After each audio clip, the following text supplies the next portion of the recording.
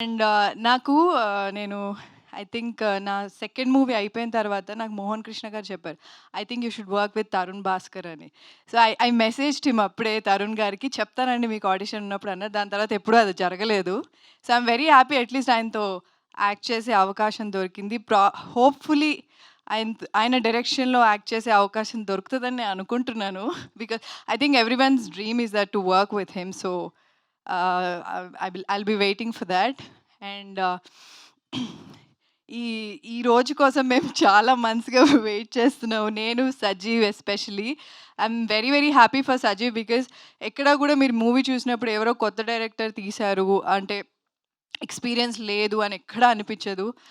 He was well prepared సెట్‌కొచ్చినప్పుడు కానీ, and చాలా మొండిగా ఉండేవాడు. ఏం చెప్పినా వినేవాడు కాదు. మాకిది కావాలి అంటే అది ఆ సీన్ యాక్టింగ్ అంతా గూడా చెప్పి క్లియర్‌గా అన్నీ చేపిచ్చుకున్నాడు. So, he's little stubborn.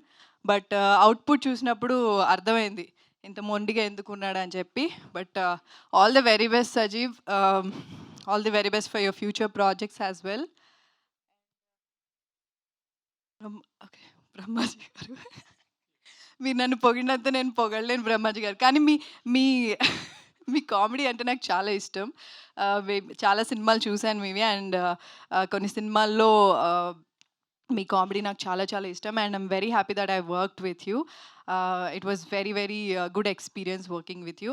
And the whole team of Om Shanti అండి. అంటే ఇప్పుడు ఒక్కొక్కళ్ళ పేరు సజీవ్ చెప్పేసారు కాబట్టి సృజన్ చెప్పినట్టు నేను మళ్ళీ ఏం మెన్షన్ చేయను. But it was fun working with every one of them. And we're waiting for the release. Jan 23 release అవుతుంది. ట్రైలర్ లాంచ్‌లో ఇంకా ఎక్కువ మాట్లాడతాను. Thank you so much.